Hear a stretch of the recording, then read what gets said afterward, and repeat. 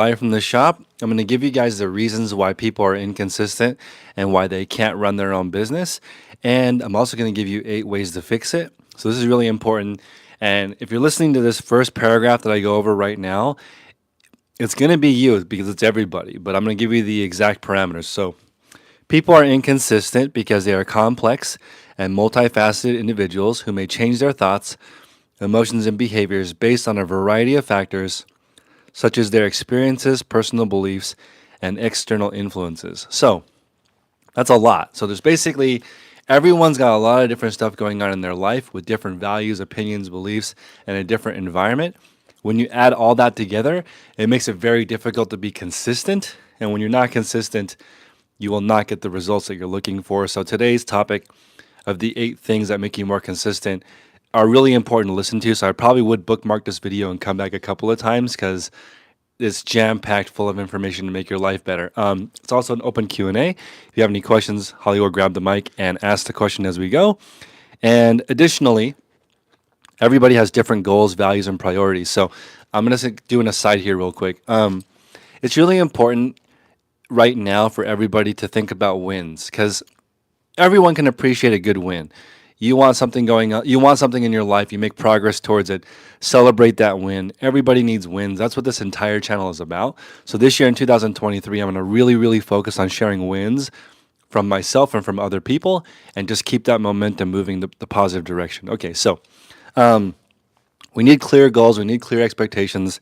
And I think that before we get into the 8 tips, most people would be happy with around $250,000 in sales and around $60,000 profit. This is just my opinion from talking to thousands of resellers, entrepreneurs, solopreneurs over the years. If you're making 60K, that's around 30 bucks an hour. Doing your own thing, most people would love that. They would do anything for that because you don't need to listen to anybody. You can make your own schedule. You're not making millions, but you're making enough to get by, do your own thing. And I think that number is around 250,000 and 60,000 profit, which ends up being around 30 listings a day. So a lot of people don't want to do 30 listings a day. They want to do whatever they want, but until you're at 30 listings a day, you don't really have enough extra money to go on vacation. Ooh, that was lucky. Hopefully it's not damaged. Yeah, that was a close. So close. Our cameraman dropped the camera. Luckily, it's okay. But the main thing is like everybody wants to do their own thing, but if you're only listing 5 or 10 or 15 items a day, you don't really have freedom. Like you can't really support yourself or a family on that. And of course, everyone starts there, but with that finish line in mind of 250K and 60,000 profit, you're really comfortable. Now, one more step, because that's like 90% of people. For the other 10% of people, which I feel like I've been making a lot of content for these people, but I want to include everyone. So this video is for everyone. If 250,000 and 60,000 profit for yourself is not enough, I think the next tier is $1 million gross. And $1 million gross is around 20,000 per week. And that allows you to have a little flexibility to get an external space if you want a small warehouse or storage unit, get a couple of people to help. Right now, first 2 weeks, we did 47,000 in sales. So I had a bunch of bumps in the road, but because I'm over 20,000 a week, I have a lot more room for error. So it's very difficult, but you have more room for error when you're operating a larger operation. So sort of 2 buckets, 250,000, 60,000 profit, and then maybe $1 million in revenue, 150 to 300,000 profit. Those 2 tiers should basically cover most people watching this video right now. Let me know in the comment section below if that makes sense to you. But I'm thinking 250K, 60K profit's a great amount for most people. That's $800 a day in sales. So that's reseller nirvana of listing 30, selling 30. That's a milestone most people can reach, and you should be able to get by on $600 to $1,000 profit per day. Fully optimized. Okay. So, is there any questions yet? Yes. Okay, go ahead. All right. So one is about the UK. So I don't know if you can answer this one, but what delivery company do you use to send parcels in the UK? So I don't know if you know that. So apparently Royal Mail is problematic because they're doing strikes. So there are a lot of people in our group in the UK, about 250 to 300 people. I would tag maybe James Bolding. He runs our UK call. on Tuesdays at 2 p.m. I think it's Tuesdays at 2 p.m. or Wednesdays at 2 p.m. in the UK. It's in the afternoon. Or I'm sorry, it's in the evening. So it's I think I know what it is. It's 2 p.m. It's 2 or 3 p.m. Pacific Standard Time here in the States, and it's in the evening in the UK. I think it's at 8 o'clock at night. But I would specifically ask our UK sellers in the group, and they'll be able to give you the best practices. But that's a really common discussion point in our group is best ways to use UK mail because Royal Mail is an issue. But here in the States, I recommend if you can to use the U.S. Postal Service because they lose money every year. They're not run very well, so they offer really great deals even though they can. And then Neener72 says, "Hey Chris, thanks for all that you do. Should I do coupon codes to boost sales, and if so, how often? Thanks again." This is my favorite question ever. Okay, guys, so there are 9 promotions on eBay. What you should learn to do is sell items with no promotions first, right? So that you can understand how promotions work. After that, you can offer a coupon to move aged inventory or normal inventory. So let me give you guys an example. If you have a brick and mortar, right? When you walk in a store, they usually don't put the sale items in front. They put the sale items in the back. A lot of people are asking like, if I use coupons, will people buy things? But that's not as important as having things people want to buy. Hopefully that makes sense. But if you walk into a store and it's 99% off, but you still don't want what's in the store, it doesn't work. So first, it has to work with none of the 9 promotions. Offer to watchers, markdown and sales events, all of the different 9 promotions that I can't think of right now, including coupons and a newsletter, don't work unless the items already are doing well. So you cannot take my advice and say, Chris, I did coupons and it didn't work. I'm not saying that. I'm saying get an item that will already sell with no coupons and then master all 9 coupons, or I'm sorry, all 9 promotions, which include coupons, to determine whether or not that works for you. So I'll give you an example. I bought some Picasso, what are those tiles called that kids play with? Is it Magnetile? Oh, yeah. Okay, Magnetile is a very popular toy. It's like Legos for toddlers, right? So these are really, really expensive, actually. Like if you go to Target, they're between $30 and $150 for a basic set. And there are knockoffs. So this is interesting. I was looking at the different knockoff versions of it. One was called Picasso. And the Magnetiles was $29.99. And the knockoff version was $26.99. So it was $3 less. But today, or the day that I logged on, it said, today there's a $6 coupon or a $7 coupon. So whatever the coupon was, it made it $19.99. But it said today only. So you as a buyer, right, you look, okay, this option is $29.99. This is the name brand. Today only, I can get this knockoff version for $19.99. I pulled the trigger. I bought it. In that scenario, the coupon, in my opinion, worked because it was like already cheaper. Plus, they gave a discount on top, and see why that would make me make that buying decision. So hopefully, that's a good example of when a coupon would work. But if you had the same thing listed for $59.99 and had a 50% off coupon, I would be like, first off, the real thing is $29.99. Why are you priced at $49.99? Yours is not the real thing. Yours is fake. And then marked down 50% sounds like, sometimes to me sounds like there's something wrong with it. Why is it discounted so much? And then at that amount, $24.99 is cheaper than $29.99. So I might still buy it, but it's a little bit funky. But in that scenario, if I'd offered 25% off and it was more expensive than the regular version, then obviously it wouldn't work. I'd rather buy the name brand. So it is what it is, and hopefully that makes sense. Driftworks asks, question, how patient do I have to be if a random item does not sell yet? Oh my goodness. Okay, so this is a great question because patience is huge. And let me see here. I think it's on my list. Okay, here we go. It's not. This is a bonus tip. So we haven't even gotten into the 8 tips yet, but here's a bonus tip. Remember, be patient and persistent with yourself. Don't give up when you encounter setbacks. So that's a bonus tip. But how patient should you be? It actually depends on the type of item. So as an example, currently in my Poshmark closet, which is called Reseller Nirvana, I'm just starting to learn how the platform works. So I'm older and wiser now, so I'm not just listing like crazy on Poshmark yet because I'd like to figure out the algorithm. I have 10 items listed. To be honest, I'd like to sell all 10 items before moving on because I'd like to learn what is it that causes people to buy. So right now I have 4 pairs of Under Armour shoes in the store that are all priced competitively. The pictures are good, the title is good, the description is good. Excuse me, they still haven't sold, which is very confusing to me because they're all size 12, they're all excellent condition. I think I'm doing every single thing right, but here's the thing, it's only been about a week, and I don't know if enough people who are size 12 and want an Under Armour running shoe have viewed the listing.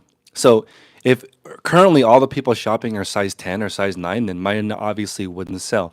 That's why I think it's important to have a good range of sizes, a good range of variety, so you can kind of cover everyone. The more narrow you are, it's very difficult. So for me, since all the shoes I have in my store are my own, because I recommend people start with stuff in their house, I have a really narrow like sample size. So as an example, you would not open a shoe store that's only size 12. That would be very difficult because only maybe 1 out of 20 people is a size 12. You would have all the sizes so that anybody who wants a shoe could buy from you. So I hope that that makes sense. But you, the narrower your focus, the more patient you have to be because there's less people. As a person who sold shoes, you have to buy the whole size run, and Holly has it's sold shoes. very expensive. You can't just get whole sizes, you have to get the whole thing. Yeah, And like 'cause- Chris said, it takes a certain person to come in. They're looking for a certain size, so And you guys, when we run our auctions, when we run our auctions, they always ask the streamers, "Do you have this in this size?" And usually we don't because the way that we're running the operations, we usually don't have the size they're looking for, or we don't have the style they're looking for. So what do you guys think in the chat? Think that that does the price? When you don't have what they're looking for and you don't have the right size, what happens is the price. all right. I know. Oh, AA has a question. Yep. You mentioned 30 listings a day to achieve 60K profit. What sort of price should each item be priced at? 20, 30, 40?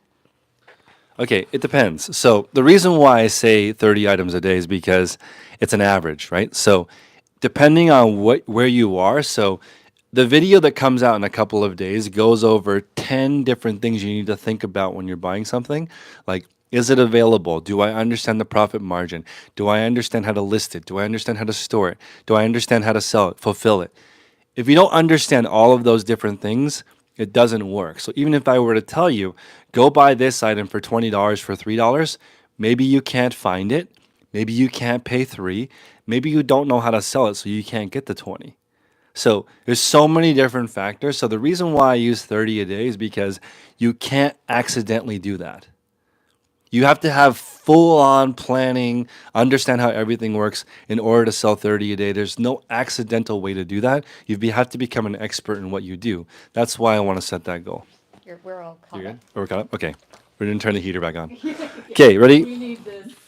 So the first one, this is the first step to fixing this. So if you guys are still here, please smash the like button, consider subscribing. Please let us know if this is useful content, but I think this is going to be a banger. Okay, number 1. Set specific and measurable goals. Define what you want to achieve and how you will measure progress. So back to your 30 listings a day question. You have to understand what it is about the item. So as an example, in my live streams, we're currently making $2.17 per item. That's really slim. Okay, that's like really dangerous. That means like if something were to happen to the quality, like a few dresses have issues, or our shipping costs rise, or our packaging materials go up, it like really eats into the margin tremendously because the amount is so small. So when you're specific, you think, okay, there are certain items that we can't pick up. They have to be this quality. They have to be this parameter, this whatever. You have to be the more specific you are, the easier it is to determine. So when you say, what should I buy, 20, 40, 60, you're asking a very general question instead of 1,000 specific questions to get to that answer. So number 1 is set specific and measurable goals. Clearly define what you want. And I'm sort of giving it to you right now. Most people want $250,000 a year in sales, $60,000 a year profit so they can pay their bills, kind of determine their own schedule, live a normal life. That's what most people are listening to this right now want. They really do not want the sacrifice it takes to build something bigger than that, and there's nothing wrong with that. So I just think that I'm trying to give you guys what you actually need. So instead of thinking about what content I want to make, I'm trying to think about what content do people want to actually listen to. Question? Taylor asks, I have 5,000 items. 50% of those are cheaper items, H&M, etc. To get rid of my old average inventory, should I take a loss or a very small profit on some things and just clear them out? It's a good question. So essentially, if you have 5,000 items and 2,500 items are H&M or lower, so for me, I don't pick up H&M and lower because it's very difficult to sell. I actually think that the market value of H&M or lower is $1 to $3. So very difficult to make money when I think it costs about $2 or more of your time to list an item, and it costs about $1 or $2 for fees. It costs about $1 for rent and storage. So we're talking about $5 just to fulfill an item. So if you're only getting $1 to $3 per item, you're kind of losing $2 to $4 per item, which is brutal. Because if you look at your store, if 2,500 items are that, then you're losing between $5,000 and $10,000 dealing with those items, either selling them for cheap, taking up storage and never selling, delist, relisting, whatever you do. That's why, like in the model that we're recommending, 100% of the items need to sell.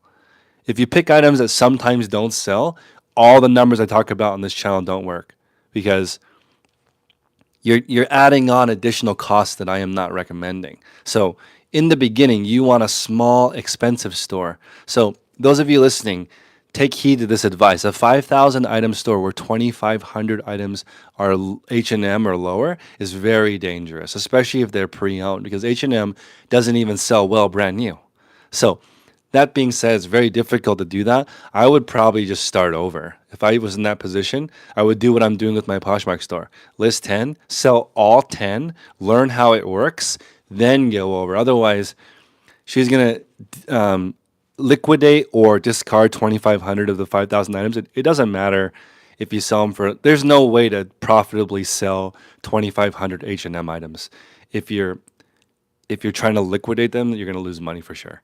So you could sell a few of them for a profit, but that's not what you asked. You asked, how do I get rid of all 2,500? The only way is to take a loss. So if you put it all on Facebook Marketplace, somebody might pay you 50 cents a piece, get your $1,250 back. With that 2,500 item store, slowly only add in good stuff. If you're a beginner, only items that are over $30.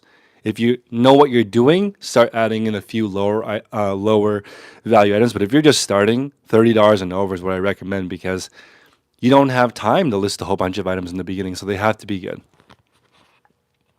Kelly asks, how many listings do you need live to get 30 sales a day on average? Thank you. Between 30 and I would say if you have 30 really, really well-priced items that are on market, on trend, you only need 30. So we just list 30, sell 30 every day. That's what we do in my store.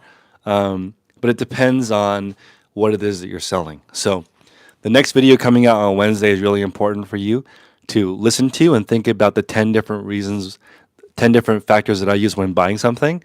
So you have to think about that before you buy something, but it depends on what kind of stuff you're buying. For some people, they could have 1,000,000 items listed and still not sell 30 because they don't know what they're doing. The stuff that they want doesn't matter. It's not relevant. It's priced too high. So for some people, 20 million items, they still won't sell 30. Other people, 30 items sells 30. So it really depends on what it is that you have. Verity asks, I'm new. What's the best way to sell coins? This is great. Like, whoa. One at a time. So essentially, a lot of coins are just worth what they're worth. So most pennies are only worth 1 penny, right? Some pennies are worth $1,000,000. You don't know. So there is a currency seller in our group, and I'm not going to give you guys his. I'm not going to give you guys his secret sauce, but essentially he's selling like 50 to 100 coins or dollar bills per day, right? He looks at every single bill one at a time, figures out why it's valuable or why it's not, Out of every 1,000 bills he's looking through, he's only finding 1 to 8 bills worth anything. So if you're just starting, you have to put in that work of figuring out which coins are valuable, why, and you have to manually look through thousands of coins to learn how to do it. So there's no shortcut to this part. I can't give you, yo, here's what coins are valuable, here's what's not. You just throw them into this magic machine and it tells you. You have to manually look it up one at a time to figure out which coins are valuable. That's a great question. It's the same way you start any category, just one at a time and keep repeating the process. Wow, a lot of questions today. I like it. Yeah. Taylor asks, is the Whatnot platform worth it for Canadian sellers, or is the traffic not worth the effort of a live sale? I think that live auctions work best in person. I did a couple of events in person where we did live auction, and it was fire. Live auction is actually one of the oldest professions in the world. Like I think that's how they sold cattle like 200 years ago. I don't know. Like when you're selling livestock or hay or carrots at the farmers market, I feel like if you don't want to take them home again, you could start the bidding at $1. So I think live auctions is the oldest business in the world. It works in every country in any circumstance. It's just how many people are watching the live auction is the question, right? Is it you're at the local farmers market where there's 100 people? Are you on Whatnot with only one person viewing? I did that with the lady. I think her name was like Deborah. So I'm like, Deborah, this is my first auction. It's just you and me, girl. I'm gonna start at $1. Guess what? If you bid, you will win. There's only one person in here, you and I. So what happened was I bid. I had a Patagonia hat, right? One viewer, and I put $1 starts because I had no audience. I have a second stream, by the way. So I put up the hat for $1, and I named my show $1 Patagonia hat, which is pretty good, but there's a lot of competition. So there's like 5,000 shows. Mine's at the very bottom because I have no traction, no following. $1 Patagonia hat sounds pretty good though. So Deborah joined, and she bid $1. She got it for $1. So the next hat I ran, I think was Duluth Trading Company. And at this point, I got my second viewer, and I think the hat ended at $1 still because the second viewer didn't bid. So Deborah got two hats for $2.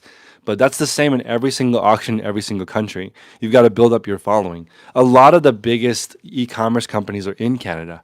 So it shouldn't stop you from building a business. You just got to build up your following.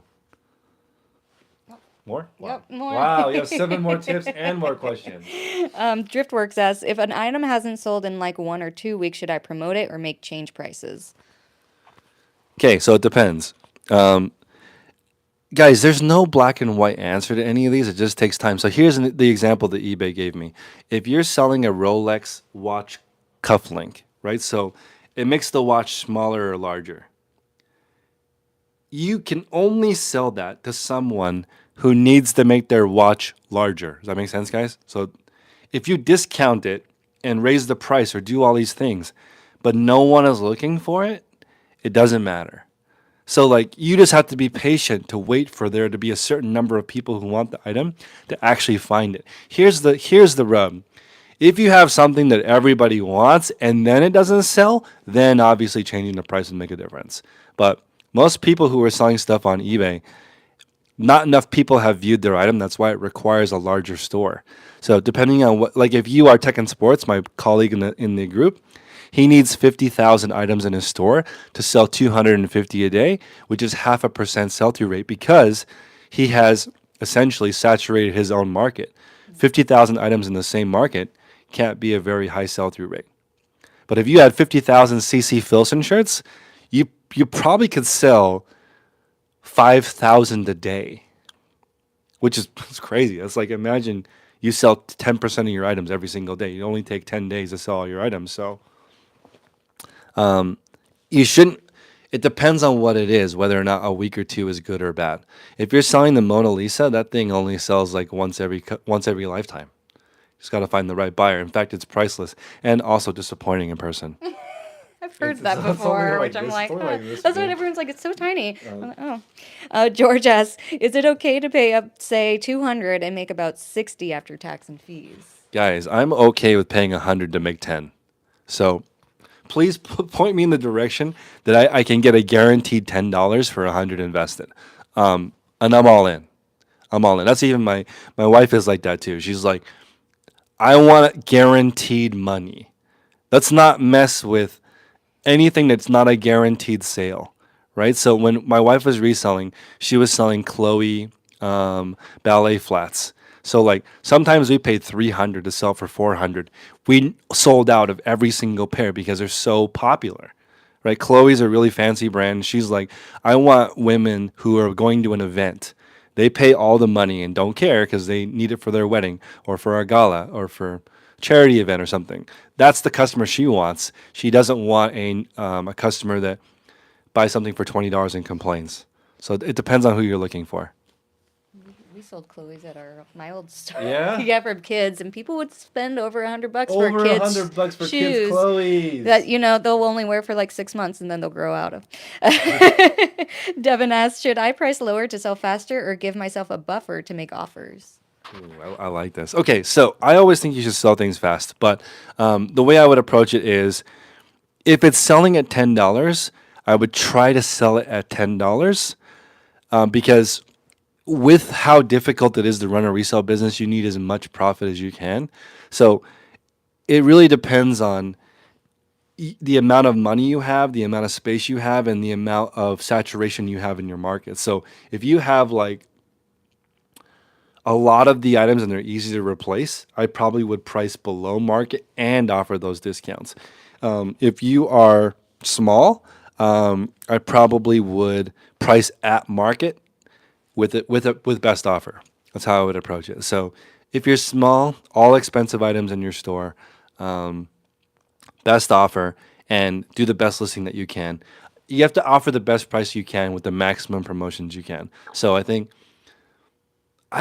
can't think of any circumstance that's not true. Always offer the best deal you can with the most promotions you can. Always. So if you can't afford returns, you can't afford a discount, and you have to price over market, then you're just gonna have to wait for the right customer to do that because it's harder. If you lower your price with a good deal, you don't have to wait for customers. Customers want that. So I can't believe how many questions we have. We're only on tip number I one. know. Katodi says, hey, I just started my eBay adventures. Any advice for first timing? Oh my goodness, guys! I have 1,000 videos of first time advice. So okay, what I recommend first is you have to always be learning. There's a lot to this, right? There's a lot of nuance. Nuance is the number one thing I can teach you. So when somebody says, guys, do not listen to this and turn the video off. When there's a triple threat method, right, which is like discounting your item, increasing promoted listings, and doing a markdown, and a coupon, right? So let's do quadruple threat. Essentially, if you learn how to be nuanced, in your brain you think, wow, that's just 4 discounts. If you think about it, right? So obviously, if you discounted your items 4 times, you're going to have more success than not doing that. So as a first time newbie, what I want you to do is think about every single piece of advice on its own before you do something. So the best thing I can recommend for you is what I call eBay safe mode, which is where you don't use any promotions. List a couple of items, learn how to sell those items, price only. So as an example, let's say this Air Max pair of Nikes, right? Instead of thinking about the 9 different promotions, which is complicated, I would just figure out at what price do these Nikes sell, right? I actually wouldn't even use best offer. So guys, maybe you guys can look this up. This is an undefeated Air Max, right? Undefeated Air Max. Let me know what price you would list this at in the chat. It's a size 11 and a half. What price would you sell it at? And how long are you expecting to wait to sell it? So if I price this at $10, how long would it take to sell? If I price this at $50, how long would it take to sell? If I price this at $100, how long would it take to sell? So, got to think about those things. Dib's question is, what do you do for insurance? I have general liability insurance, and I can't get insurance on used items currently. but I can get insurance on new items. So I have general liability insurance in case Holly trips, don't trip. And that covers me up to a certain amount. And for employees, you automatically get workers' compensation because it's part in California, it's part of being a W 2 employee. So that would be the additional coverage that's mandatory in California. Depending on what state you have, though, I think just general liability insurance is the minimum you should have. Driftworks asks, if someone shares or likes my Poshmark listing, should I send an offer to get their attention and get more sales? It depends. I don't do things based on one customer because I'm doing things as a store. So, like, imagine if Starbucks was trying to make drinks for one person and adjusting the process for that one person. A like doesn't mean anything. Some people might be, like, if you look at the most liked items on Poshmark, they don't sell. It's like Hermes Birkin bag, 600 likes, but ain't nobody spending $10,000 on that bag right now in this economy, right? I'd rather have 0 likes than one purchase. I don't need a like. I put a Madewell scarf on there and it's sold 0 likes. I don't need likes. I just need sales. So it will get their attention, but most likely it's not the same thing as a buyer. A buyer will make an offer or buy it. Somebody just kicking tires will. I've never hearted an item on Poshmark ever. It makes 0 sense to me. Do you want it or you don't want it? Why would you heart it? Like, I don't know. I just feel like that's a huge waste of time trying to cater to that. Now, people will like items if they're saving it or maybe they're comparing a bunch of items. Some people do shop that way. If you do offer to liker, it basically goes to those people who hearted it. So I tried that, and I think Closet Clear Out, from what I just learned, is Fridays and Sundays. So those are probably the two busiest days for Poshmark. So I imagine it's okay, but I wouldn't sit by your phone all day and wait for someone to like it so you can send them an offer. That's a huge waste of your time. That's why I don't like Poshmark. I think Poshmark wastes more people's time than any app I've ever seen. It's like Farmville plus e-commerce. You guys know Farmville where you log in and water your plants? That's a it makes 0 sense to me because they should be ashamed of themselves for wasting everybody's time. Logging on to share your items, that is a colossal waste of time. I hope that whoever's in charge of that feature removes that feature. It's so stupid. I hate sharing. We know how you I'm feel. very opinionated. It's so stupid. Lisa says, I'm confused. Do we list 30 a day or 10 if we are just starting out? If you're just starting out, one item and sell it first. Do not list more than one item if you don't know what you're doing. One item, sell the item, then list your next one. And again, guys, how come? Okay, where did this come from? Okay, if I wanted to be a plumber, I'd be like, yo, what do I use, a wrench or a hammer? Is that what you would ask the first day being a plumber? Like, you can't, that does not work. You need to be more nuanced than that. Like, I'd be like, okay, teach me how this works first. Like, if you were trying to fix somebody's sink, would you just say, should I use a hammer? Should I use a sledgehammer? Is that the right tool here? You don't know how it works. So I'm so worried about giving advice because people, like, just tell me what to do. 10 listings a day? Anything? No, it's not list anything. I'm so worried because I'm going to get these emails now. I did what you said. I listed 30 items a day and got no results. I'm so worried. I'm saying that's what you should work up to. In the beginning, start with just one item and actually sell it first. I'm scared. Zahid says, would you recommend using ChatGPT for copy in your listings and add additional details into it, like the condition and measurement? Hell no. Guys. Okay, so I was just talking to Holly this morning about ChatGPT. No. Guys, you need to sell items that people want. Why would like, if ChatGPT could go buy an item that was in demand for you, that would be useful. But if you already have an item that people want, you don't need ChatGPT. You don't need it. It's essentially artificial intelligence that can help you write things. I don't know why people need that. It's crazy to me that people will try anything except for what works. Just find an item that will already sell. I don't get why people will not do that. They refuse to do that. It's firing me up. I'm gonna have a great day today because this is better than caffeine. I don't get why people I don't get why people do that. Like anything but what works. All right, Jake the Degenerate, hey, Ooh. says, I have trouble with counter offering. I've counter offered and been declined and still haven't sold the item. What do you know when do you know when to take the offer and when to counter offer?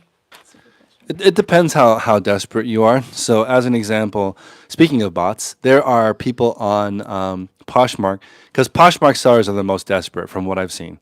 So, if you lowball everyone, somebody will accept. I'll give you an example, guys. Patagonia puffer jacket for kids. It's fire, as Holly would say. Patagonia for kids is very, very popular. Yeah, very I bought a puffer jacket for Natalie, right? Guess how much I paid?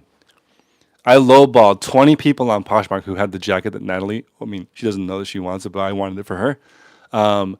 Guess what I paid for a $100 jacket on Poshmark? I am What do you so think? curious. I'm What so do you think? curious. What did I pay? $100 jacket on Poshmark. I lowballed every single person that had it. Who accepted? What do you guys think? Curious. Okay, brand new Patagonia jacket for kids, 3T. I got it for 17 bucks. Whoa, that's insane. $17. Okay, Because as a retailer, we would buy it for at least 25. that's what I mean, So like you're even getting it right? cheaper than Yeah, the it's store. crazy. So when is it able? When you depends how desperate you are. If you need money for rent, right, and maybe you're a spender and you bought every single one of your kids $600 worth of clothes, and you need to sell it right now to pay your rent, you'll take anything. So in my opinion, I think you should probably accept offers that are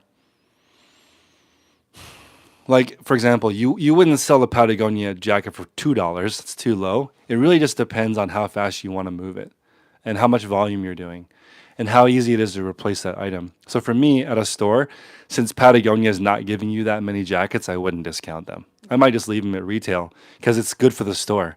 Like, but um, what's it like a medium brand? what, like an outerwear Yeah, medium brand for kids? yeah. Mm. I mean, Let's just use Target. yeah, I was gonna say Target would If you had a Target jacket, you just accept $17. That's fine, right? Or even $10 I was gonna because say it'd be there's cheaper. they're 29 at Target, and so you might accept any amount. But like the reason why people lowball you is it works. I got a puffer jacket that's brand new for $17, so that person, like that's definitely below wholesale. Yep, So it is what it is. it's pretty crazy. Mandy says, "Is Christine the videographer still around?" She is indeed, and so is her brother Connor. Let's see. Da-da-da-da. Slide. I know there's questions. Here we go. Kelly, does anyone know how long it takes to go from above standard to top rated? They do the evaluation every 20th. So it can take about 90 days. I'm sorry, it takes 90 days minimum to get that status. When I was doing the Reseller Nirvana store, I didn't get it until the fourth month. So I was top rated. You start at above standard when you are on eBay. It takes you 3 months of history to get all the qualifications, and it happens on the 20th. So it's like around 4 months before you can get it from when you start. Dibs asks, what about health insurance? Health insurance, I'm currently under my wife, but that's also another reason why I recommend trying to get the $300 a day profit so that you have the option to pay yourself some health insurance. That's why, like, you don't have to set your goals high. It just makes it easier because health insurance is a real. You guys, let me know in the chat how much you're paying for health insurance. I think our family is like, I want to say it's $900, something like that, for health insurance for 3 people. And it's subsidized by my wife's work a little bit. But for me, I think it would be like, we're both relatively young, like 1K for 3 people. But let me know in the chat. But health insurance is something you need to think about if you're self-employed. Medical. Medical. That's what I'm all about. I'm a Medical. single person. So. Let's see, because, Virginia says, what brand you suggest to sell? Okay, this is a good one. So now every single one of my videos includes all the brands that I'm picking up every single week at the flea market, so you can see what brands I'm picking up. But it doesn't matter if you can't find it and if it costs too much to buy it and the profit margin's messed up or you don't know how to sell it. So the video coming out on Wednesday is really important for you because I go over the 10 reasons that you need to 10 things you need to think about before you buy something. That's really important. So what brand is going to depend on 10 different factors. But I need to do the tips, or otherwise we're never going to get to them. So the next tip is create a plan of action, break down your goals into smaller, actionable steps, and schedule them into your daily or weekly routine. So you have to know what you have to do. So the ladies that work here, they do 120 items per day. So there's a schedule of how we do it, and we talk about it all the time. Is it better to do prep in the beginning of the day or the end of the day? It depends on the person. So as an example, Holly does some prep before she gets to work, before her first show every day. But Jade does the opposite. She's worked now 3 days, and she prefers getting to work and starting to stream immediately. So in order to do that, you do one more hour of prep at the end of the day. So what people are trying to do is schedule the work out of their day. That's not how it works. You have to get the work done, just at different parts of the day. But people keep asking me, how do I do it so I don't have to do any of this? And that's I mean, please tell me where you can just sign up for a paycheck. Once N- robots really I know, exist. once robots really exist. Number three is prioritize and focus. Focus on the most important tasks and prioritize them over the less important tasks. As an example, customer service and shipping first, right? Make sure those go out. I'm going to really strive for same day shipping this year. So prioritize and focus on shipping, then customer service, then sourcing, then photos and listing. Number four, hold yourself accountable. So that's what our group is. You can sign up at patreon.com/the resource podcast. The group this year, I think, will grow a lot. There's so many people crushing it in the group. And I just feel like hard to find people who are on that same mindset. Number five, eliminate distractions, remove distractions, and create a dedicated workspace. I'm trying to make it so all rejects end up on this rack, and all these things are my problem. And everyone working here just moves on to the next thing. And I think you should do that with distractions yourself. So number six is reward yourself. Reward yourself for staying consistent and hitting your milestones. So let me know in the chat what kind of rewards do you like. Do you like cookies? Holly made some cookies. They're actually pretty good. Wait, you said you spent all year? I took all 2022 to like perfect these cookies. And I So did it. she has a signature cookie. Very impressive. So yeah, I think it's important to reward yourself, whether it be a cookie. I used to have a cookie every time I finished my goal for the day, but I got fat, so there's no. Trust me, now I'm having Some, to give my some, cookies away because yeah, I'm like, I'm eating you so can't have much. one every day. Actually, you could. It's just not healthy. Number seven is keep learning. Learn from your mistakes and keep an open mind to new ideas and methods while staying true to yourself. So you can't just take in all new ideas. You have to think about whether or not it applies to you. Number eight, stay motivated by reminding yourself of the end goal. That's really important. So what is it that you want? I think most people want 60K profit pre-tax. After tax, that's around 48,000 a year, depending on your tax bracket, but I'm just guessing. So you get $1,000 a week after tax. That's a really comfortable place for people to be, in my opinion, especially if you're doing your own thing. That's a sacrifice you could go for. So if you remind yourself, hey, if I'm consistent one day, I can work for myself, don't have to listen to no one, do whatever I want on my own time, on my own schedule, then it's easy to skip the cookie and get to work.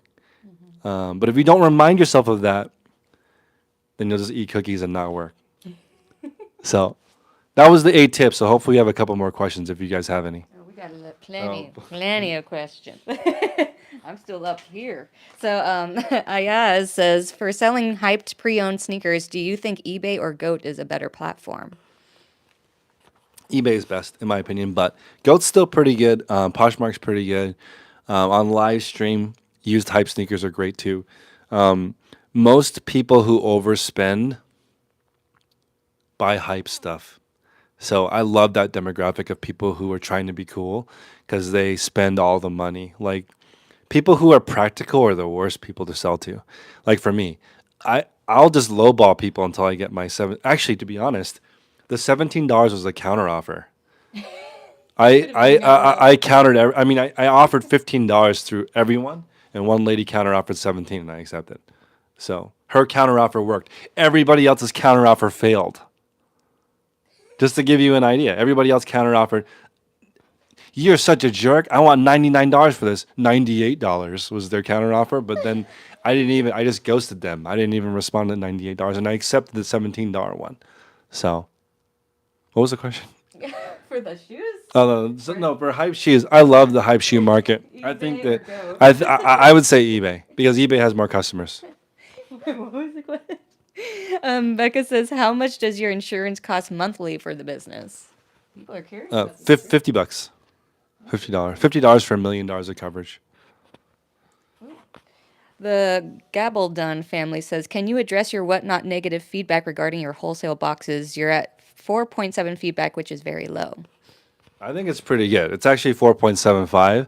So I look at the ratings every day. It's hard. When you're selling wholesale lots, the quality can vary a lot. If you look at the difference between selling wholesale lots and singles, it's different. That's why I love selling on platforms like eBay, whatnot. People have protection. They have the ability to file a chargeback. They have the ability to open up a return. So much easier. So for me, I think it's pretty good depending on what your parameters are. Selling wholesale lots is very hard. So I would prefer to sell all singles. It's just difficult. So it is what it is. It's difficult when you're selling 10 different items to meet the expectation quality for people. The only way to really get around that is to tell people every single item in this lot's garbage. Like if you set the standard that low, then you'll have a 5.0 rating on returns, but it's very difficult because a lot of people don't know how to resell.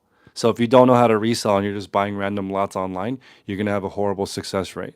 So every single wholesale lot that I have purchased has been break even or better, and that's sort of the nature. So it is difficult. I think it's actually pretty good. If you look at my ratings, I have out of 7,000 ratings, like 6,500 5-star ratings. So I'm not one of those people where a negative comment will ruin my day because literally thousands of positive comments. So it is what it is. Carla says, I'm new on eBay and have been given over 400 items from friends and family to sell. Should I focus on listing the name brands or just list as much as I can for the algorithm to recognize my store? One at a time and sell first. Don't tell people you're a reseller when you're just starting because they're going to give you all their junk. In the beginning, you want to be small and expensive and learn how selling works. You don't want to list a whole bunch of garbage. You're just making a huge mistake by clogging up your store, clogging up all your spaces. You're also going to be not doing quality listings in the beginning because you don't know what you're doing. So it's the exact equivalent of being a plumber. I would not go in there. Like, okay, if you go on the YouTube, right, and you're fixing your toilet, right, and you open up the toilet and there's one thing that looks like it's wrong, and you watch YouTube and the guy goes over, or the guy or gal goes over the exact process, and you can fix one thing, maybe you can do it, but you should still consult a professional. I feel the same way about selling. Find one item, learn what the market is, learn how it's sold, look at other people who are selling it, try to figure out your listing, and then consult a professional. Ask somebody who actually knows what they're doing, how to resell, and say, how can I sell this one item? Right? And then we'll be able to help you. If you say, I have 600 items in my store and they're all garbage, where do I start? Start over. Because it's just, that's impossible to fix. You have to just have one thing that can be, and then once you learn, okay, this is the problem. My title's wrong. My photos are a little bit weird. The item specifics are incorrect. My price is too high. My shipping is too slow. My customer service is below average. You can start slowly correcting those and building a good store. Do not list a whole bunch of random crap. That's nowhere on this channel. Nowhere. I feel like with 400, I'm sure there's one or two that are at least like, that are fire, and you're like, oh my God, that's a great piece. Yeah. That's the first one you start with. All right, next question is Kenneth. Do I need a store to offer coupons? If I start offering returns, will I need to edit prior listings? No. You can have some listings that have returns and some that don't. Some that have free shipping, some that don't. You can go back and make your store all the same. And you can do that with business policies. We have a couple different videos in the group on business policies, but I don't recommend you do any coupons or promotions until you have regular sales because you don't know what you're doing. So I don't know how to communicate that. Don't use promotions until you know how to sell. Because otherwise you don't really know what's working. Like you need to figure out how to sell things before. I maybe I need to make a little sales 101, like how sales works. Like I think a lot of people don't understand that it's about what the customer needs and it's not about you. Like you want to sell something, but somebody has to want that item. So that's the main part of this that I think I need to make a little sales training, a little wake up call for people. Like you don't just sell what you list, you sell what people want. I hope that makes sense. Or something you really like, because when you really like something and you put all that energy into it, Yeah. people can sense it. It's just like magnetic attraction and all that stuff. Like when you really like something, especially like when I'm selling something and I'm like, "Oh my god, this jacket is amazing," and I just felt that, everyone starts bidding on it. It's definitely a magnetic thing. So Oscar says, my three people messed me over in one of my stores where it marked item as shipped, but it wasn't shipping them out, which brought my eBay under performance and can't make it past 4 listings. How can I recover? You got to recover with your 4 listings that you have and just do a good job over. Luckily, when you're new, the metrics are a little bit different. So do everything yourself. Don't have anybody doing messing with your store. Make it perfect yourself slowly over time. It's actually good that your store is restricted so you can learn how to sell first. I think that people don't understand that it's way more lenient when you're small. When you're small, you can have a couple of mistakes. A couple months later of learning how to resell, you can make it back. But if you're a big store, and like for example, if I were to get sued, I'd be out of business. I'm not big enough to to sustain that, right? So it's like when you're small, you're doing it at home. There's no overhead. You don't have a lot of inventory costs. You can recover by just using the listings that eBay gives you and doing a good job. Virginia asks, what brands to sell? Suggestions, please. Okay, so the last three, we have 3 videos now in this current series, and every single video I go over at least 100 brands, the brand and how much it sells for. So I would review those 3 videos, and the video coming out on Wednesday goes over how to pick which brand. That's a big one. Like as an example, this shirt is John Galt, and in some circumstances you would not buy this brand, and some in circumstances you would buy this brand. So it depends. Unfortunately, there's no straightforward answer on what brand to sell. There's different risks with different brands too. Bleak says, did getting booted off eBay force you to learn more and become better?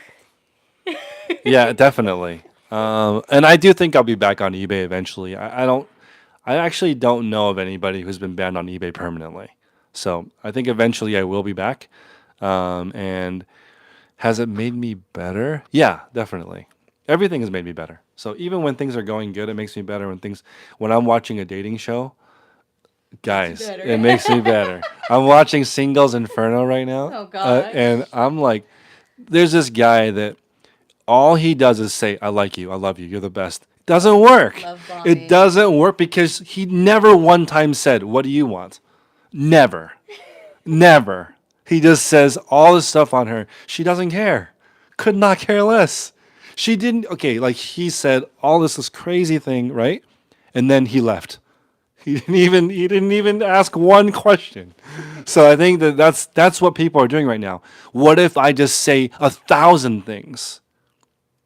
Will she love me? No.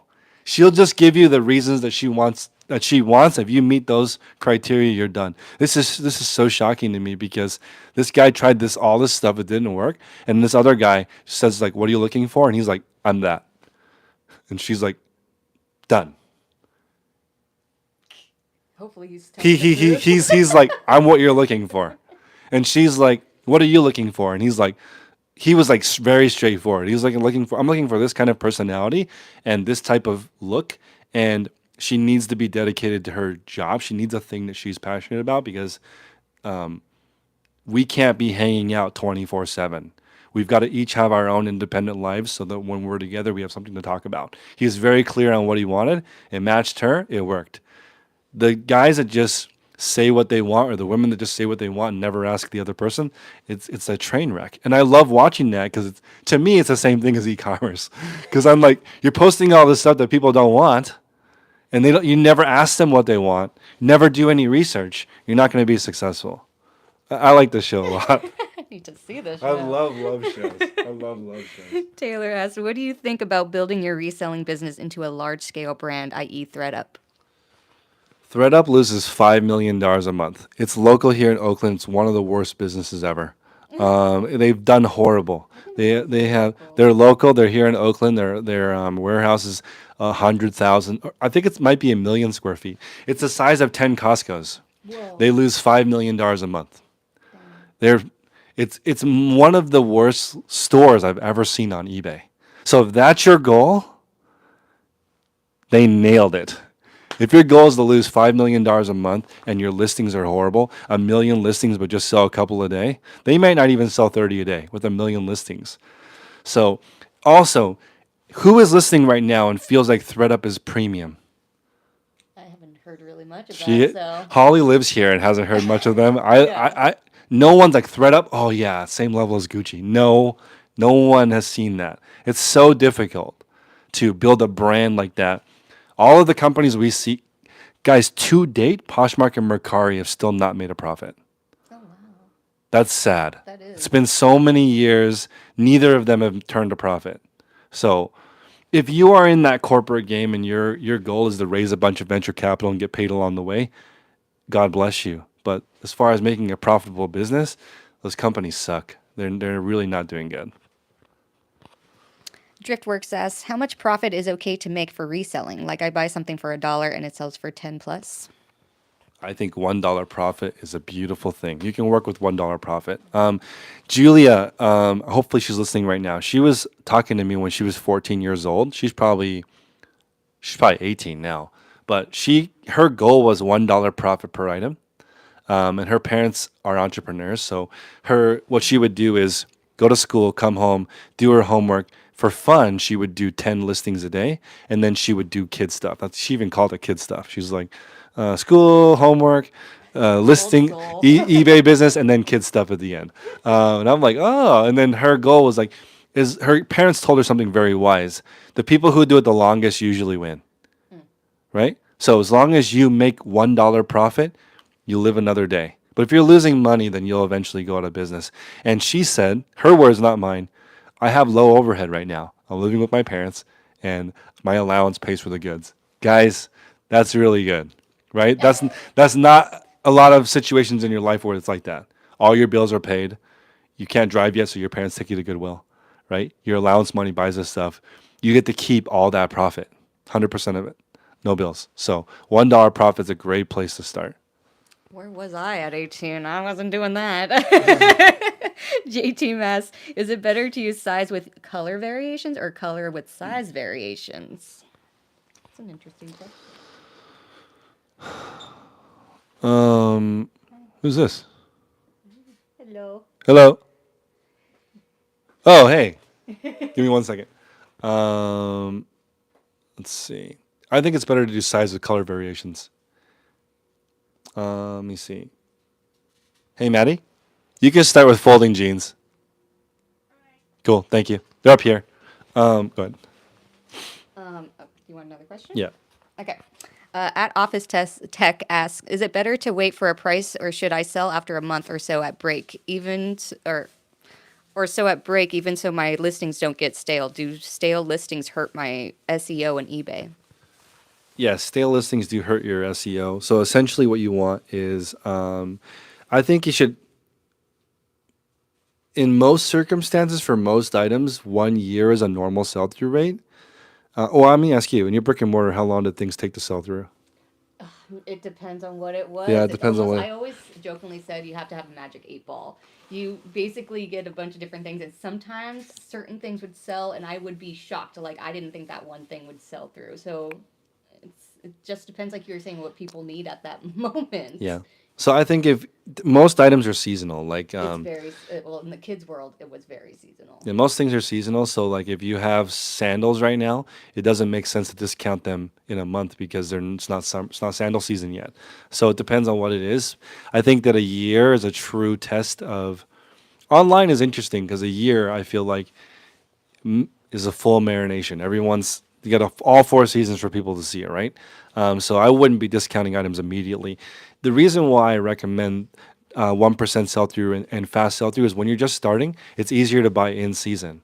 You don't have very many items, so right now buy coats for the next, I think for the next 6 weeks, you should buy coats if you're just starting.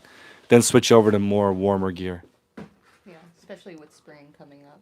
Yep. Jocelyn says, I am a college student making 80,000 profit annually reselling for 2 years now, and I've been reselling for almost 4 years. I'm tempted to drop out. Is it worth it? What would you advise? I hope you stay in school because it's just temporary. You can be a businesswoman for the rest of your life. I feel like is it a guy, girl? It's a girl. Yeah. You learn different things from college. I don't I didn't learn how to make money from college. So hopefully that makes sense to you because it just taught me time management skills. It gave me an idea, like meeting different people gave me an idea of what priorities were important to me. I'm still friends with a lot of the people I met in college. I think it's super valuable for different reasons than earning money. For earning money, college is not required. But I think that if you go to college and you ever want to hire people, it's a good idea to understand the system that they came from. So, like, a lot of people say the school system is messed up. School system is not messed up, in my opinion. It's designed to create employees. When you go to school, go to work at a certain. I mean, go to school at a certain time. See, I even said work. There's the Freudian slip. You go at the same time, you leave at the same time, you follow the rules. Those that get better grades get paid more. That's how it is for most occupations. If you do better than other people in the same thing, maybe pay you a couple bucks more. That's how it works. So I think that college is really, really valuable, but not for earning money. Earning money is not related. Earning money is related to how sensitive you are to what people need. So if you're in college making $80,000 a year, kudos to you. You would want to stay in school just for the networking part of it, and you can always make more money later. My recommendation is if your business is on fire, I would just do night school. Maybe extend it a year or two. Like to give you guys an example, my friend Prince, he made 700K profit while he was in college. He was scared to tell his parents because his parents like suffered to get him into a good school their whole lives. Their dream was for him to go to school and get a degree from a good school. He got into school. He was killing it with e-commerce, but stayed in school because he didn't want to hurt his parents' feelings because like they sacrificed everything to get him to school. And then he said when he graduated and told his parents, hey, like I've been running this e-commerce out of my dorm the last 3 years. Just wanted to tell you. They actually were like a bit disappointed. They're like, "Hey, we didn't realize you were doing this. If you told us that, we would have said take a couple more years to finish school." Because, like if for some reason that was the hottest time to do e-commerce and you needed to take advantage of it right then I would scale back. But whenever you drop out, if you go completely off, it's hard to get back on. That's been my experience. People who drop out usually do not go back. So, I recommend extending it a couple of years and like I would rather hire someone with a degree than not because I feel like they've been through the system and understand completing things, goals, requirements. It's been easier for me just as an employer. So hopefully that's good advice. Cam says, I sold about 10 items last week. I made 315 and I sell on two apps, which is eBay and Mercari. I have 117 listings active. Is this a good start or should I be selling more? Okay, this is great because it depends on your goals and values. So the beginning of this video, you guys might want to watch this one a couple times. It says people are complex. People are complex and multifaceted individuals who may change their thoughts, emotions, and behaviors based on a variety of factors like different goals, values, and priorities. So, as an example, you're just getting started, $315. It depends on your experience and your goals. The first day I was on Whatnot, I did $10,000, right? Not that, but that's from 20 years of sales experience, all bottled up in a whole bunch of really good inventory, all like meeting an apex, right? On my second stream, I made $2 my first stream. No following. I only had two hats. Both hats I lost money. It just depends on where you are at. Who is in a better position? It's the same. It just depends on what your values and goals are. So, for example, I think you should just compare yourself to who you were last week, last month, last year, last quarter. And I actually was thinking about this morning. I don't have any year over year results because I started Whatnot in April. I don't have a year over year. People asked me my year over year this morning. I was like, this is the first year. It's the Not first there year, bro. yet. Don't know. So yeah, I don't have a year over year. But if you're making progress every single year, it doesn't take very long to make insane progress, especially if you're reinvesting. I am so different. I got married. I have a kid. I have another kid on the way. I never lived with someone, living with somebody. I've never had W-2 and contractors. I have both kinds of employees that work here.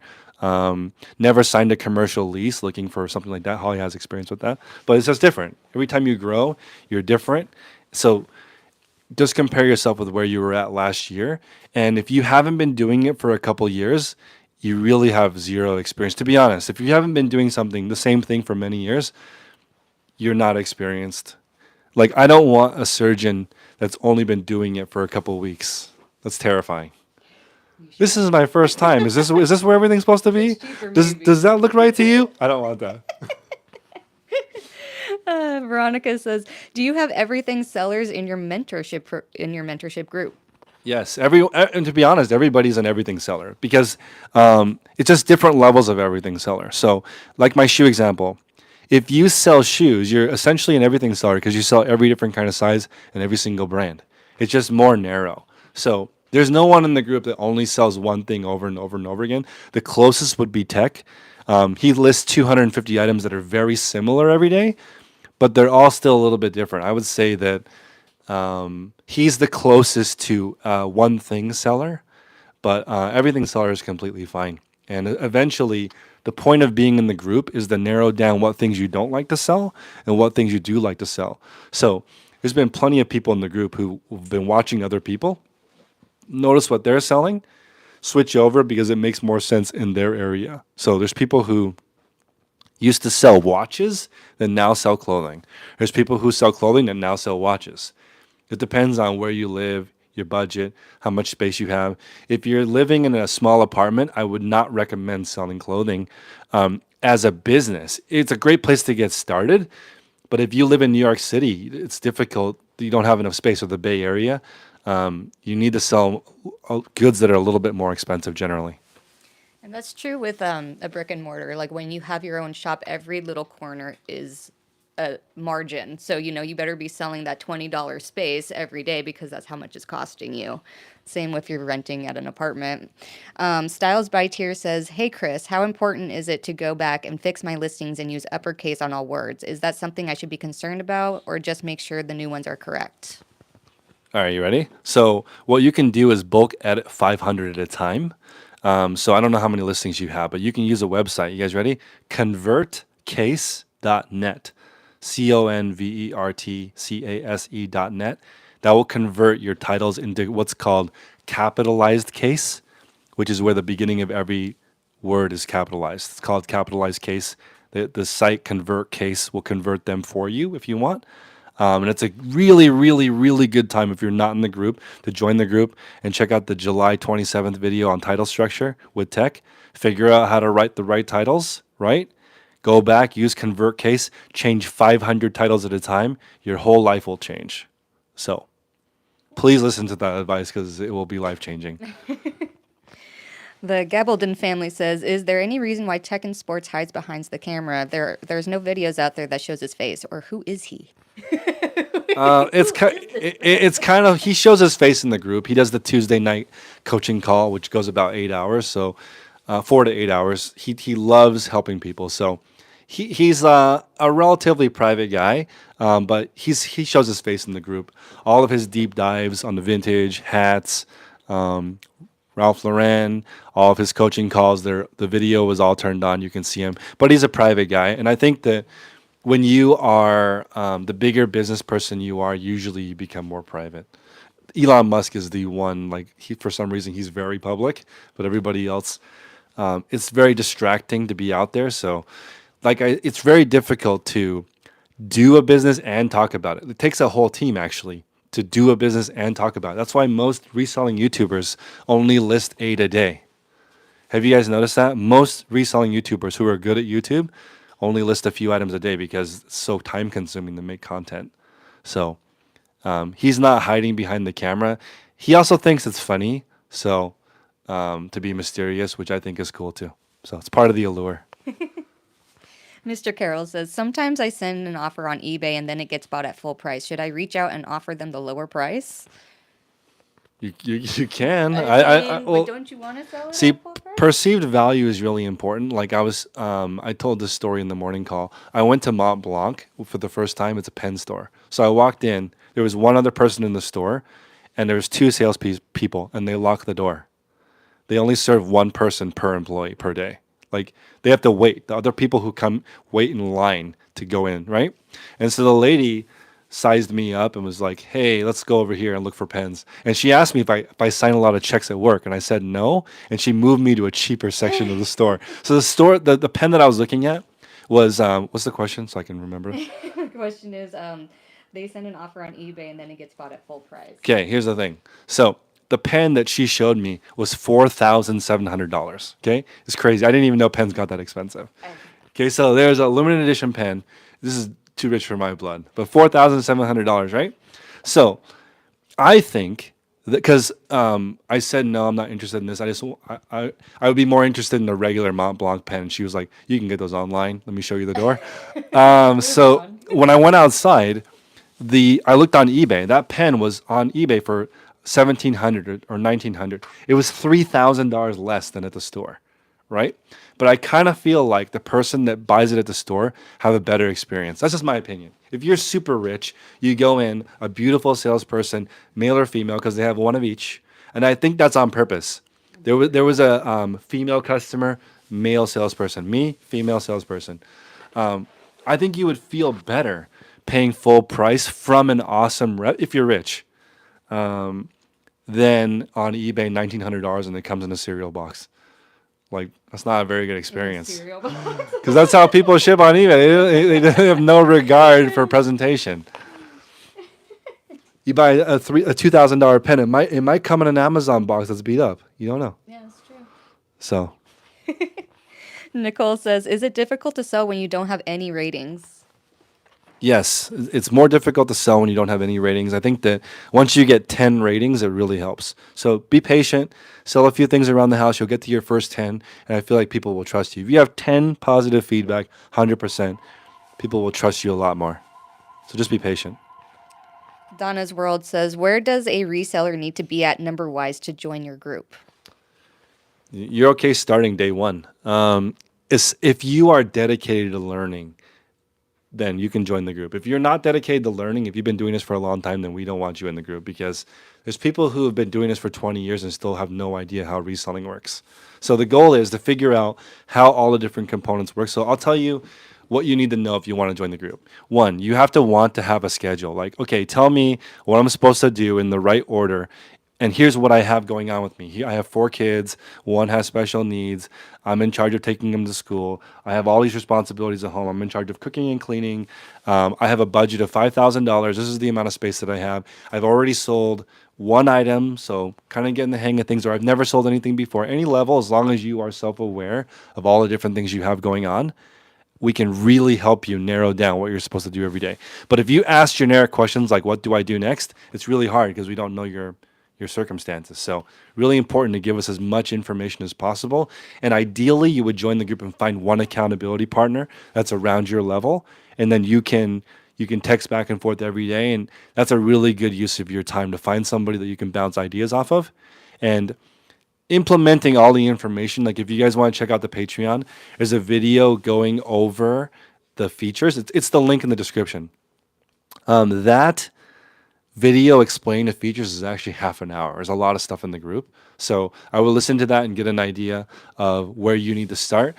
I would start at the beginner call. We have a list of all the beginner calls. And then after the beginner calls, you can listen to my call and text call. Those are the coaching. And I would listen to them in reverse order because there's been more information that's come out since the beginning of our group. So I would listen to them in reverse order because the information's gotten better over time. Big Delta Guy says, thoughts on scaling away from thrift store and getting inventories too so you can list more and spend less time driving around looking for stuff. Yeah, unfortunately still pick all my stuff at the flea market. It's take it's my pick. it's not easy to have people shop for you. So essentially, I think really what it starts with is you go everything yourself. You notice people who are shopping at the same places as you. they start buying what you buy. You pick up from them. I think I don't know any other way to do it, to be honest, because that's how I'm doing it. It's like if they are not already shopping, how do you even teach somebody? I want these jeans, but not these ones. This is the same brand. This one's worth it. This one's not worth it. This one, horrible brand, worth it. How are you supposed to like explain that to somebody? Like, as an example, the worst brands are like Fashion Nova, Shein, right? Oh my gosh. So Shein and Fashion Nova, guys, I didn't realize this. At one point, Shein was bigger than Amazon. Oh yeah, it's It's so crazy. it's seriously like throwaway Is clothes. no, It's no, but you no, wear it but once and it's but it gone. was bigger than I Amazon. Like believe there's like literally millions of customers. So not only is it garbage, like you wear it one time and throw it away, but everyone uses it, right? Yeah. So okay, those are horrible brands, but tons of it resells really well, even though it's horrible. There's still plenty of Shein that is awesome and sells really well. That's amazing, right? Even though like if you wear it, like I think what happens is you find it at the thrift store and it looks nice. That's because they haven't washed it, Yep. right? Exactly. So it looks great, but it could definitely still resell, right? But as soon as that person washes it, you're getting a bad rating. So it is what it is. All right. Sean Dean says, I'm pivoting my store from collectibles to clothing. How fast should I aim to sell clothing at the start? Is it within 30 or 90 days a good goal? It depends on the brand. Like I just sold a CC Filson shirt for $87. I think that if anybody sold that shirt, it would sell in 1 day for $87. So it just depends on the brand and the type. I wish there was an easy answer for this because everybody wants to know, but it's not like a job where you say, when do I get paid? Friday. How many hours do I work? Here's the schedule. What do I need to do per hour? Here's what we do here. Here's the operating manual. Like there's no, unfortunately, it's not that straightforward as a reseller. There's just more planning when you work for yourself. I was thinking about this is not going to work, but I was thinking there's a new spot that I was looking at getting. It was an Airbnb, and I was like, what if you just come here, live at the shop for 24 hours?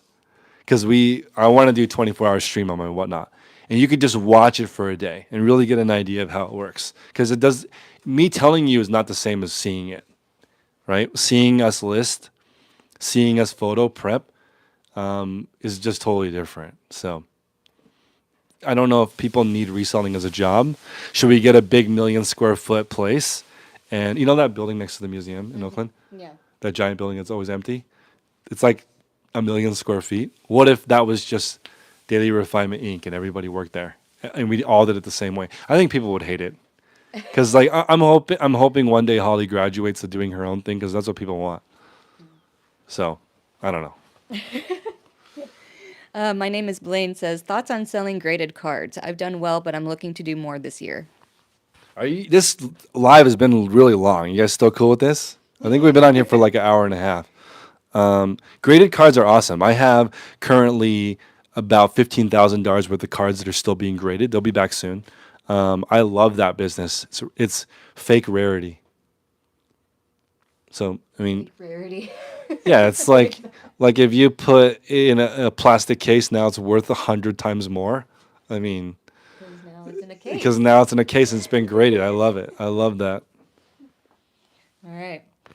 My name is Blaine has another question. Also, do you have bookkeeping software hooked up to your eBay store to manage your costs? I don't because you don't need it. You just do it by category. Let me give you guys a basic example. I have a video on taxes that's not official tax advice. It's just how I do it. I do it by category. So I can tell you how I do my taxes right now. So we have the first 2 weeks of the year, I did around $47,000 worth of sales. Actually, it's more than that. It's like okay, after shipping, $47,000. So okay, this is the amount since shipping is collected by whatnot that was deposited into my bank account. My name is Blaine, right? Yes. Okay, my name is Blaine. So this is how I do my taxes, really. So $47,000 is in my bank account. This is where the IRS is like, yo, you owe us taxes on $47,000, and I have to say, nope, wait a minute, I don't owe taxes on $47,000. I had some expenses, right? So I deduct all the cost of goods that I've made in the last 2 weeks. So I add up all the totals of all I got, and I divide it by how many items that I purchased to give me an average cost of goods sale. And I go 47,000 minus total cost of goods, minus rent, right? Minus mileage, minus staff costs. All of that equals my total. So $47,000 less all of that. My total was like 4,700 or something like, or I'm sorry, 5,700, something like that, 5 grand over the first 2 weeks. That's the amount I pay taxes on.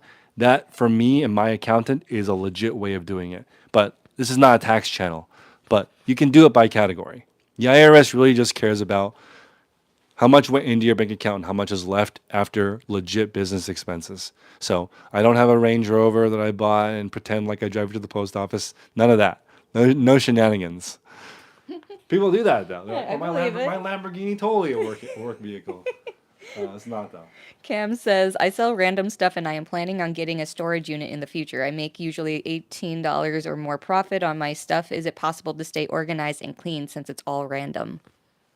Definitely, it's exactly the same. If you have a date-based inventory system, then it's the same, which means that the oldest items get listed, and they're kept in track. So, as an example, let's say you list item 1, 2, 3, 4, 5, 6, 7, 8, 9, 10, and they're in order on the shelf 1 through 10.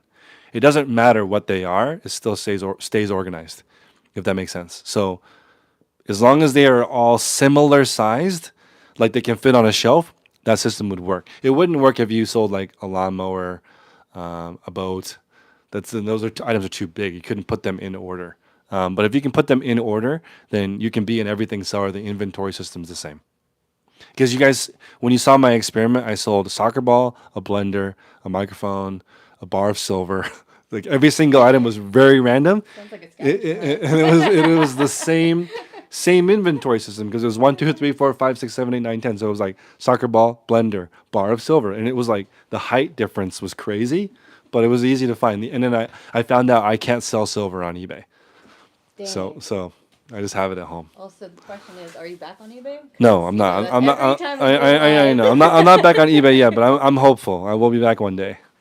All right, Carolyn asks, or she says, I am a senior and only got into reselling to submit my social security. Selling has been okay, but in the last 10 days it's falling off. Do I start lowering prices or just keep adding? I have 390 listings.